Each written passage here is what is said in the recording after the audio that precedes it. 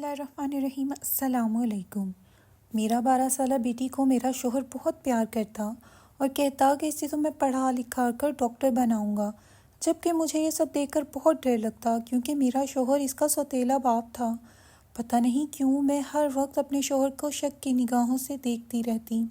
شوہر نے زبردستی میری بیٹی کو اسکول میں داخل کروا دیا، مگر میری بیٹی ہر دوسرے دن اسکول میں بے ہوش ہو جاتی اور میرے شوہر کے نمبر پر کال آتی کہ اسکول میں آ کر اپنی بیٹی کو لے جائیں۔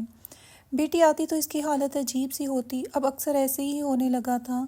ایک روز بیٹی کا بیگ کھول کر کاپی چیک کی تو اس پر ٹیچر نے لکھا تھا کہ آپ کی بیٹی روزانہ اسکول 1 گھنٹہ لیٹ آتی ہے اور آپ کل اسکول آئیے گا، میں آپ کو کچھ دکھانا چاہتی ہوں۔ میری تو قدموں تلے سے جان نکل گئی تھی کیونکہ میرا شوہر تو بیٹی کو روزانہ ٹائم پر اسکول چھوڑ آتا تھا، پھر یہ کیسے ہو سکتا تھا؟ میں اسی دن شوہر سے چھپ کر اسکول چلی گئی۔ ٹیچر سے ملی تو اس نے الماری کھول کر میری بیٹی کی ایک ایسی چیز دکھائی کہ میرا تو دماغ ہی چکرا گیا، میں تو اپنے ہوش و حواس کھو بیٹھی تھی۔ ٹیچر بولی کہ آپ کی بیٹی تو روزانہ… میرا نام فردوس ہے، میں بہت زیادہ خوبصورت تھی، لیکن میری قسمت میرے جیسی خوبصورت نہیں تھی۔ میری شادی ایک ایسے شخص سے ہوئی جس کا میرے ساتھ بہت زیادہ ظلم کیا۔ وہ مجھ پر روز ہاتھ اٹھاتا تھا، روز مجھ پر تشدد کرتا تھا اور جس کی کوئی وجہ نہیں ہوتی تھی۔ وہ چھوٹی چھوٹی باتیں جو اسے خود ہی بری لگ جاتی تھیں کہ آج تم نے کھانا اچھا نہیں بنایا، آج تم نے میرے کپڑے استری نہیں کیے۔ مجھے سمجھ نہیں آتی تھی کہ اس سے مجھے مار کر کیا ملتا ہے۔ میری شادی جب ہوئی تھی اور مجھے یہ سمجھایا گیا تھا، بیٹا اب تم جس گھر میں جا رہی ہو اس گھر سے تمہاری لاش ہی نکلنی چاہیے، اس لیے میں نے کبھی کسی کو کچھ نہیں بتایا کہ میرے ساتھ وہاں پر کیا ہوتا ہے۔ میں سمجھتی تھی کہ یہ سب کچھ نارمل ہے، لیکن میری پہلی شادی تھی، مجھے پتہ نہیں تھا، لیکن یہ سب کچھ بالکل بھی نارمل نہیں تھا۔ جس طرح میرا شوہر مجھے مارتا تھا، ایسے کوئی بھی اپنی بیوی کو نہیں مارتا ہے۔ وہ مجھے ایسے مارتا تھا جیسے وہ پولیس والا ہے اور میں کوئی مجرم ہوں جس سے وہ جرم اگلوانا چاہتا ہے۔ میں چپ چاپ مار کھاتی رہتی تھی، چھوٹے چھوٹے زخموں کو چھپاتی رہتی تھی۔ جب کوئی بڑا زخم آ جاتا تو کہتی تھی کہ گر گئی تھی۔ اللہ تعالیٰ نے مجھے بیٹی بھی دے دی، مگر میرے شوہر کو پھر بھی شرم نہیں آئی تھی۔ اسے احساس نہیں ہوا تھا کہ جس کے ساتھ آج ظلم کر رہا ہوں وہ بھی تو کسی کی بیٹی ہے، کل کو میری بیٹی کے ساتھ بھی یہ سب ہو سکتا ہے۔ اسی طرح زندگی گزر رہی تھی۔ میرے شوہر نے مجھے اتنا مارا کہ میری ٹانگ توڑ دی، اور اسی دن میرا ایک بھائی جو باہر کے ملک ہوتا تھا وہ اچانک سے مجھے ملنے آیا تھا۔ اس نے یہ منظر دیکھ لیا، اس نے کہا میں اپنی بہن کو یہاں پر خوار ہوتے ہوئے نہیں دیکھ سکتا۔ وہ مجھے ساتھ لے جانا چاہتا تھا۔ میرے شوہر نے کہا اگر یہ واپس گئی تو میں اسے طلاق دے دوں گا۔ میرے بھائی نے کہا کہ تو طلاق بھیج دے، پھر اس کے بعد میں تجھے ٹھیک کروں گا۔ میرے شوہر نے طیش میں آ کر مجھے طلاق دے دی اور اس کے بعد میرے بھائی نے اس پر کیس کروا دیا کہ اس نے ہماری بہن پر تشدد کیا ہے۔ ٹانگ ٹوٹ کے جڑ گئی تھی، لیکن میرے چلنے میں نقص آ گیا تھا اور میں لنگڑا لنگڑا کر چلتی تھی، پھر بھی میری شادی دوبارہ سے کروا دی گئی۔ اور اب میری شادی ایک اچھے بھلے انسان سے ہوئی تھی۔ سب حیران تھے مجھ جیسے لنگڑی کی بھی دوسری شادی ہو گئی۔ میرا دوسرا شوہر پہلے سے بھی شادی شدہ تھا، لیکن اس کے کوئی بچے نہیں تھے۔ وہ دیکھنے میں زیادہ بڑی عمر کا بھی نہیں لگتا تھا، پھر بھی اس نے مجھ سے شادی کر لی۔ وہ میرے بھائی کا دوست تھا، سب کہہ رہے تھے کہ یہ ایک اچھا انسان ہے، اس لیے اس نے شادی کر لی۔ ہم لوگ بھی مطمئن تھے، شادی کے بعد زندگی اچھی جا رہی تھی۔ میرا سابقہ شوہر تو مجھے بہت مارتا تھا، مگر یہ والا شوہر میرا بہت خیال رکھتا تھا۔ اگر کبھی کبھی تھوڑی بہت ڈانٹ پڑ جاتی یا غصہ کر دیتا تھا تو مجھے اتنا برا نہیں لگتا تھا، لیکن پہلے والے شوہر کو تو مجھے مارنے کے لیے بہانہ چاہیے ہوتا تھا۔ میں زندگی بھر اندھیرے میں ہی رہی تھی، اسی لیے اب روشنی مجھے بہت زیادہ خوبصورت لگ رہی تھی، اور اگر کبھی کبھی تھوڑا اندھیرا نظر آ جاتا تو اتنا ڈر لگتا تھا، زندگی اسی طرح گزرنے لگی۔ جب سابقہ شوہر سے طلاق ہوئی تو میری بیٹی 6 سال کی تھی اور آج میری دوسری شادی کو 6 سال ہو گئے تھے۔ میری بیٹی 12 سال کی ہو گئی تھی اور میری طرح ہی وہ زیادہ خوبصورت تھی۔ جب میں نے اسے 5 تک جماعتیں پڑھا لیں تو اس کے بعد اسے بڑے اسکول میں داخل کروانا تھا۔ میرے پاؤں کی وجہ سے میں زیادہ آنا جانا نہیں کرتی تھی۔ میرا شوہر بھی میری بیٹی کو بہت پیار کرتا اور کہتا اسے تو میں پڑھا لکھا کر ڈاکٹر بناؤں گا۔ میرا شوہر اس کو ایک نئے اسکول میں داخل کروا کر آ گیا۔ دراصل میری بیٹی کے 2 سال ضائع بھی ہوئے تھے میری طلاق اور سارے مسئلے مسائل کے لیے۔ آج وہ بڑے اسکول میں پہلے سے پڑھ رہی ہوتی تو وہ 12 سال کی عمر پر چھٹی کلاس میں تھی۔ میری بیٹی بہت خوبصورت اور لمبی چوڑی تھی، اپنی عمر سے بھی زیادہ لگتی تھی۔ اپنی کلاس میں صرف میری بیٹی ہی زیادہ عمر کی تھی۔ وہ کہتی کہ ماں، لڑکیاں میرا مذاق اڑاتی ہیں۔ میں نے کہا تم چپ چاپ پڑھائی کرو، کیونکہ پڑھائی بہت ضروری ہے۔ میرا سابقہ شوہر عجیب تھا، میری بیٹی کو پڑھانے پر بھی راضی نہیں تھا، تبھی اس کے 2 سال ضائع ہو گئے تھے۔ لیکن ایک بات بڑی عجیب تھی، جب سے میری بیٹی نے نئے اسکول میں جانا شروع کیا تھا وہ ہر دوسرے دن بے ہوش ہو جاتی تھی۔ جب پہلی بار مجھے اسکول سے کال آئی تو میں بہت پریشان ہو گئی۔ فوراً اپنے شوہر کو بھیجا کہ جا کر بیٹی کو لے آئے، وہ بے ہوش ہو گئی ہے۔ میں بہت زیادہ پریشان تھی۔ اچانک میری بیٹی کو کیا ہو گیا تھا؟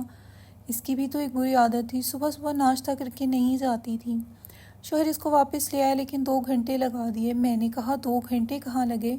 اس نے کہا اسکول والے عجیب و غریب قسم کے سوال کر رہے تھے۔ آپ اس کے بابا ہیں لیکن اس کے پچھلے سرٹیفکیٹ پر تو کسی اور کا نام لکھا ہے۔ میں نے بتایا کہ میں اس کا سوتیلا باپ ہوں تو مجھ سے کوئی کاغذات سائن کروائے، اور پھر بچی سے پوچھا کہ آپ کے بابا ہیں۔ جب اس نے کہا کہ میرے بابا ہیں تب انہوں نے بچی میرے حوالے کی۔ وہاں سے اسے ڈاکٹر کے پاس لے گیا کہ اس کی حالت بہت بری تھی۔ ڈاکٹر کے پاس بہت رش تھا، کرتے کراتے 2 گھنٹے لگ گئے۔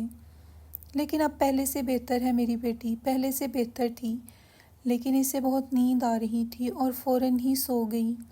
ایسا پہلے کبھی نہیں ہوا تھا، جب وہ چھوٹی بچی بھی تھی تب بھی نہیں ہوا تھا، ابھی تو ماشاءاللہ سے بڑی ہو رہی تھی۔ اصل پریشانی میری تب شروع ہوئی جب اگلے ہفتے بھی یہی ہوا۔ دوبارہ سے میرے شوہر اسے ڈاکٹر کے پاس لے گئے۔ اس دفعہ بھی میرے شوہر اسے لینے کے لیے گیا۔ شوہر نے کہا کہ ڈاکٹر نے کہا ہے یہ کمزور ہے، اس کو خون کی کمی ہے، اس کو اچھی خوراک دیں۔ میں نے بیٹی کی صحت کا خیال رکھنا شروع کر دیا۔ پیسوں کا مسئلہ نہیں تھا، اللہ کا شکر تھا کہ ہمیں کسی سے مانگنا نہیں پڑتا تھا، اپنے گھر میں اچھا بھلا کھانا پینا تھا۔ بیٹی کی خوراک کا خیال رکھنا شروع کر دیا، اس سے کوئی کام نہیں کرواتی تھی۔ اسکول والوں کو بھی کہہ دیا کہ اس کا کام کم کر دیا کریں۔ میں زیادہ پڑھی لکھی نہیں تھی مگر تھوڑی بہت اردو پڑھ لیتی تھی، اسی لیے شوہر سے کہا کہ اس کو اسکول کی ڈائری پر میری طرف سے پیغام لکھ دیں، اس کو کام کم دیا کریں، اس کی طبیعت آج کل بڑی خراب ہے۔ اس نے بھی کاپی پر لکھ دیا۔ بیٹی بھی اب چپ چپ رہتی تھی، کوئی بات نہیں کرتی تھی، بتاتی بھی نہیں تھی، بہت پریشان رہتی تھی۔ میں نے ایک دن پوچھا تو کہنے لگی بس یہی سوچ کر پریشان ہو رہی ہوں، میں اگر بیمار ہو گئی تو پڑھائی کیسے کروں گی؟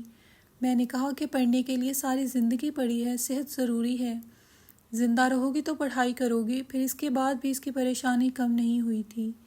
میری بیٹی اسکول سے آتی تو اسے بہت زیادہ بھوک لگی ہوتی۔ وہ کہتی کہ مجھے بہت زیادہ بھوک لگی ہوئی ہے، مجھے کھانا دیں، اور مجھے اس کی پسند کا کھانا بنانا پڑتا تھا کیونکہ اس کو گوشت بہت زیادہ پسند تھا، وہ سبزیاں نہیں کھاتی تھی۔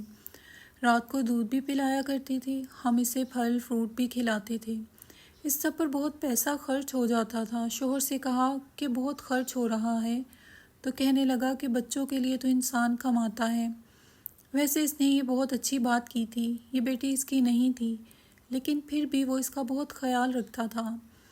میں صرف اس بات پر حیران تھی ہفتے کے دن میں ہی میری بیٹی بے ہوش کیوں ہوتی ہے، کیونکہ 1-2 دفعہ تو چلو اتفاق ہو جاتا ہے، لیکن ہر ہفتے والے دن ہی وہ کیوں بے ہوش ہو جاتی تھی۔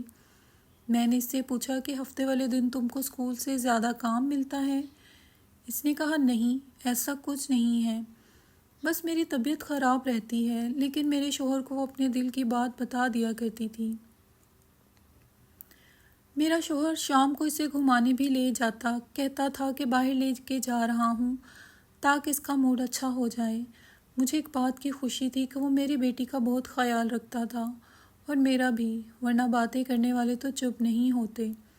سب نے کہا تھا کہ تمہاری بیٹی کے لیے غیر محرم ہے، اس کے ساتھ تم اپنی بیٹی کو رکھو گی، اس سے بہتر ہے شادی ہی نہ کرو۔ مجھے کبھی کبھار یہ سوچ کر اپنے شوہر پر شک بھی ہونے لگتا، مگر میں ایسا شک اپنے ذہن میں نہیں لانا چاہتی تھی۔ ویسے بھی میرا شوہر میرے ساتھ اچھا تھا، دیکھنے میں ایسے نہیں لگتا تھا، مجھے بھی بہت پیار کرتا تھا۔ اتنے سالوں میں اس نے مجھے کافی عزت دی، اور اللہ تعالیٰ نے ہمیں دوبارہ کوئی اولاد نہیں دی تھی۔ اگلے ہفتے پھر میری بیٹی بے ہوش ہو گئی، اور وہ بھی ہفتے والے دن۔ اور اس دفعہ رات کو میں نے اپنی بیٹی کے رونے کی آواز سنی۔ میں حیران تھی کہ کس بات پر رو رہی ہے۔ میں اندر چلی گئی، آخر میری بیٹی تھی، مجھے تو پتہ کرنا تھا۔ اس نے کہا کہ بیمار ہونے کی وجہ سے پڑھائی ٹھیک سے نہیں ہو رہی۔ آج مجھے ریاضی کی ٹیچر نے ڈانٹا ہے۔ میں نے کہا ان کو نہیں پتہ کہ تمہاری طبیعت خراب ہے؟ اس نے کہا کہ پتہ ہے لیکن وہ ایسی ہی ہیں۔ میں نے دل میں سوچ لیا مجھے اسکول جا کر بات کرنی چاہیے۔ لڑکیوں کا اسکول ہے، میرے شوہر کو اندر جانے نہیں دیتے ہوں گے، وہ ان سے کیسے بات کر سکتا ہے؟ مجھے اس کی کلاس ٹیچر سے کوئی بات کرنی چاہیے۔ اس کی طبیعت خراب ہے، اس کو کوئی کم کام دیا کریں، اور اگر کوئی غلطی ہو جائے تو اس کو سزا نہیں دیا کریں۔ بیمار بندہ تو اپنا آپ سنبھال نہیں سکتا، پڑھائی کیسے کرے گا؟ جہاں تک مجھے پتہ ہے میرے شوہر کی تنخواہ صرف 25,000 تھی، لیکن آج کل اس کے پاس بہت سارے پیسے آئے ہوئے تھے۔ جب میں نے پوچھا تو کہنے لگا ایک دوست کے کاروبار میں پیسے لگائے ہیں، اس نے منافع دیا ہے۔ میں نے کہا چلو اچھی بات ہے۔ دن یوں ہی گزرنے لگے۔ ایک دفعہ مجھے اسکول سے کال آئی کہ بچی کی طبیعت خراب ہو گئی ہے، اس کو لے جائیں۔ تو میں نے اپنے شوہر سے کہا کہ میں خود ہی چلی جاتی ہوں، آپ رہنے دیں، یا پھر ہم دونوں مل کر جاتے ہیں۔ یہ جان کر میرے شوہر کے چہرے کا رنگ اڑ گیا۔ وہ اس طرح سے گھبرا گیا کہ نہ جانے پتہ نہیں کیا ہو جائے گا۔ کہنے لگا نہیں تم رہنے دو، میں خود ہی چلا جاؤں گا، اس وقت بہت رش ہوتا ہے، تم کہاں جاؤ گی؟ میں نے کہا میں اکیلی نہیں جاتی، آپ بھی میرے ساتھ چلیں۔ میں آپ کے ساتھ چلتی ہوں۔ میرے شوہر نے کہا کہ نہیں، میں نے اسے ڈاکٹر کے پاس لے جانا ہے۔ ڈاکٹر کے پاس بھی رش ہوتا ہے، چھوٹا سا کلینک ہے، وہاں بیٹھنے کی جگہ نہیں ہوتی ہے۔ میرے شوہر نے دنیا کے سارے بہانے کر لیے لیکن مجھے جانے نہیں دیا۔ وہ میری بیٹی کو 2-3 گھنٹے بعد واپس لے آیا۔ مجھے دال میں کچھ کالا لگتا تھا، کچھ نہ کچھ گڑبڑ ضرور تھی۔ میرے شوہر کی شکل بتا رہی تھی کہ وہ مجھ سے بار بار جھوٹ بول رہا ہے۔ کچھ چل رہا ہے ان دونوں باپ بیٹی کے درمیان، اور میرا شوہر بھی اس کا ساتھ دے رہا تھا کہ اس عمر میں کوئی بچہ پڑھائی کرنا نہیں چاہتا ہے۔ پر میری بیٹی تو ایسی نہیں تھی، اور میرا شوہر بھی اتنا بے وقوف نہیں ہو سکتا تھا کہ بچے کے ساتھ مل جائے۔ اسی لیے میں نے سوچ لیا کہ اب میں فون کا انتظار نہیں کروں گی، اسی ہفتے ٹائم نکال کر خود اس کو لینے چلی جاؤں گی۔ پتہ کروں گی آخر ایسا کیا ہوتا ہے کہ میری بیٹی اتنا تھک جاتی ہے، اور استاذہ سے پوچھوں گی کہ اس کو کہیں ایسے کمرے میں تو نہیں پڑھاتے جہاں پنکھا لگا نہیں ہوتا، یا پھر وہ اس سے اسکول کا کوئی کام تو نہیں کروا رہے ہیں۔ میری بچی کیوں بے ہوش ہو جاتی ہے؟ وہ کیوں اسکول والوں سے بہت ڈرتی ہے؟ اگر وہ ان کے ساتھ کچھ غلط بھی کر رہے ہیں تو وہ گھر آ کر بالکل بھی نہیں بتاتی، اس لیے مجھے خود جا کر پتہ کرنا چاہیے تھا۔ اسی لیے میں نے جانے کا ارادہ کر لیا۔ ایک دن میرا شوہر کام پر گیا ہوا تھا اور ابھی چھٹی میں 2-3 گھنٹے باقی تھے۔ میں نے اپنے گھر کے کام جلدی جلدی ختم کیے اور اپنی بیٹی کے اسکول کی طرف روانہ ہو گئی۔ عجیب بات تھی، جب سے داخل کروایا تھا تب سے میں اس کے اسکول گئی ہی نہیں تھی، کیونکہ گھر کے کام ختم نہیں ہوتے تھے، لیکن آج مجھے جانا تھا۔ لیکن جب رکشے والے کو ایڈریس سمجھا کر کہا کہ وہاں اسکول جانا ہے تو اس نے کہا اس نام کا تو وہاں کوئی اسکول نہیں ہے۔ میں تو حیران رہ گئی۔ میں نے سوچا کہ شاید رکشے والے کو کچھ پتہ ہی نہیں ہے۔ میں نے کہا کہ آپ کو اس ایڈریس کا تو پتہ چل جائے گا، تو کہنے لگا جی ہاں۔ میں نے کہا بس مجھے اسی ایڈریس پر اتار دیں، اسکول میں خود تلاش کر لوں گی۔ راستے میں سوچ رہی تھی کہ ایک رکشے والے کو تو پورے علاقے کا پتہ ہونا چاہیے، لیکن یہ کس طرح کا رکشے والا ہے جس کو کچھ پتہ نہیں ہے۔ وہاں پہنچی تو گلی کے اندر اسکول نظر نہیں آ رہا تھا، لیکن جس اسکول کا نام میری بیٹی بتایا کرتی تھی اس کا نام مجھے ایک بورڈ ایک عمارت پر نظر آ گیا، لیکن یہ بہت ہی پرانا تھا اور کوئی اس کو پڑھ بھی نہیں سکتا تھا، لیکن میں سمجھ گئی کہ یہی اسکول ہے۔ پھر میں نے دیکھا کہ دروازے پر نہ باہر کوئی گارڈ بیٹھا تھا اور نہ ہی آس پاس کوئی بچہ یا کوئی ریڑھی والا کھڑا تھا۔ وہاں تو اسکول جیسا ماحول ہی نہیں لگ رہا تھا۔ پھر میں اندر داخل ہو گئی، دیکھا تو اندر کافی سارے کمرے تھے اور اندر سے بھی کچھ اسکول جیسا نہیں لگ رہا تھا۔ عمارت بڑی گندی تھی۔ ایک طرف میں نے دیکھا تو اندر ایک آدمی بیٹھا تھا جو کہ نشہ کر رہا تھا۔ میں نے سوچا اس نشئی کا یہاں کیا کام؟ بچیوں کے اسکول سے اندر بیٹھا ہے، کوئی اس کو پوچھنے والا نہیں ہے۔ مجھے بڑا غصہ آیا۔ میں نے سوچا کہ پرنسپل سے ملوں گی تو اس بارے میں ضرور بات کروں گی۔ تھوڑی دیر بعد مجھے ایک گانے کی آواز آنے لگی جس پر بہت اچھا ڈانس ہو سکتا تھا، یعنی کہ وہ ایسا گانا تھا کہ جس پر کوئی ڈانس کر سکتا تھا اور وہ گانا گونج رہا تھا۔ میں نے کہا اسکول کے اندر گانا گونج رہا ہے، عجیب بات ہے۔ پھر سوچا کہ شاید کسی فنکشن کی تیاری ہو رہی ہوگی، کیونکہ اسکول میں فنکشن ہوتے ہیں تو لڑکیاں اسی طرح گانوں پر ڈانس وغیرہ کے آئٹم کیا کرتی ہیں، اور پھر اس طرح سے کوئی نہ کوئی فنکشن ہوتا ہے۔ اور ابھی ویسے بھی عید آنے والی تھی، عید پر شاید کلر ڈے تھا، لیکن مجھے یہ نہیں پتہ تھا میری بیٹی کی کلاس کون سی ہے۔ اب میں سوچنے لگی کہ مجھے کوئی لڑکی مل جائے تو میں اس سے پوچھوں کہ میری بیٹی کی کلاس کون سی ہے۔ مجھے کوئی بھی لڑکی نظر نہیں آ رہی تھی۔ پھر مجھے ایک عورت نظر آئی جس نے نہایت ہی معیوب کپڑے پہن رکھے تھے۔ میں اسے دیکھ کر حیران رہ گئی۔ اس نے کہا کس سے ملنا ہے آپ کو؟ میں نے کہا فاطمہ کی کلاس کون سی ہے؟ تو کہنے لگی کون سی کلاس کے بارے میں پوچھ رہی ہو بی بی؟ میں نے کہا فاطمہ کہاں ہے، آپ کو پتہ ہے کیا؟ وہ کہنے لگی فاطمہ جو گوری سی ہے جس کے گال پر تل بھی ہے۔ میں نے کہا ہاں ہاں وہی تو۔ کہنے لگی وہ بھی مصروف ہے۔ میں نے سوچا کہ شاید کوئی پیریڈ لے رہی ہے۔ پھر میں نے کہا اچھا آپ اسے بلا دیجیے گا۔ اس نے کہا کہ آدھے گھنٹے کے بعد فارغ ہو کے آ جائے گی۔ آپ اس کی کیا لگتی ہیں؟ میں نے کہا میں اس کی ماں ہوں۔ اور وہ وہاں سے ہنستی ہوئی چلی گئی۔ پتہ نہیں وہ مجھ پر ہنس کیوں رہی تھی۔ تھوڑی دیر کے بعد مجھے کچھ عجیب سی آوازیں آنے لگیں۔ میں حیران رہ گئی۔ پھر ایک کمرے سے ایک آدمی باہر نکلا جو اپنی قمیض کے بٹن بند کر رہا تھا، اور پیچھے ایک لڑکی بھی تھی۔ میرے قدموں تلے سے زمین نکل گئی، کیونکہ یہ لڑکی کوئی اور نہیں بلکہ میری بیٹی فاطمہ تھی۔ میں حیران رہ گئی اور جھٹکے سے مجھے سمجھ آ گیا کہ یہ کوئی اسکول نہیں بلکہ ایک طوائف خانہ تھا۔ میری بیٹی مجھے دیکھ کر بہت زیادہ گھبرا گئی۔ اس نے سر جھکا لیا۔ میں نے اسے پکڑ لیا اور کہا یہ کیا ہو رہا ہے یہاں پر؟ تم یہ سب کیا کر رہی ہو؟ میں نے سوچا شاید میری بیٹی ہم دونوں میاں بیوی سے جھوٹ بولتی ہے، سارا کچھ اپنی مرضی سے کر رہی ہے، لیکن اس نے رونا شروع کر دیا۔ تو پھر ایک عورت وہاں پر آئی اور کہنے لگی اس کو کیوں مار رہی ہو؟ اس کا باپ تو اسے خوشی سے یہاں لے آتا ہے۔ اور پھر اس نے مجھے ساری کہانی سنائی۔ اس نے کہا یہاں لوگ اپنی بچیوں کو چھوڑ جاتے ہیں، تمہارا شوہر بھی اس کو ہر ہفتے والے دن یہاں پر چھوڑ کر جاتا ہے اور دوپہر کے بعد واپس لے جاتا ہے، مگر ہر ہفتے بے ہوش ہو جاتی ہے اور پیسے تمہارا شوہر وصول کرتا ہے۔ تمہارے شوہر نے گھر کا نمبر بھی دیا تھا اور کہا تھا میری بیوی کو شک نہ ہو، بس تم اس طرح سے بات کرنا، میں خود سمجھ جاؤں گا۔ اس نے تم سے جھوٹ بولا ہے، لیکن اس نے ہمیں کہا تھا کہ تم اس کی ماں نہیں ہو اور یہ اس کی اپنی بچی ہے، وہ اکیلا ہی اس بچی کا مالک ہے۔ تو میں نے کہا وہ جھوٹ بولتا ہے، وہ اس کا باپ نہیں ہے بلکہ ایک قصائی ہے، اگر باپ ہوتا تو اس کے ساتھ ایسا تھوڑی کرتا۔ وہ اس بات پر ہنس دی اور کہنے لگی کہ نہیں، ایسی بات نہیں ہے، یہاں پر ایسی بہت سی لڑکیاں آتی ہیں جن کو ان کے اپنے ماں باپ چھوڑ کر جاتے ہیں، وہ یہ سب غربت کی وجہ سے کرتے ہیں، لیکن اگر تم کو اس بات کا پتہ نہیں ہے تو اس میں ہمارا کوئی قصور نہیں ہے۔ اپنی بیٹی کو لے کر جانا ہے تو لے جاؤ اور اگلے ہفتے اسی ٹائم سے ضرور بھیج دینا۔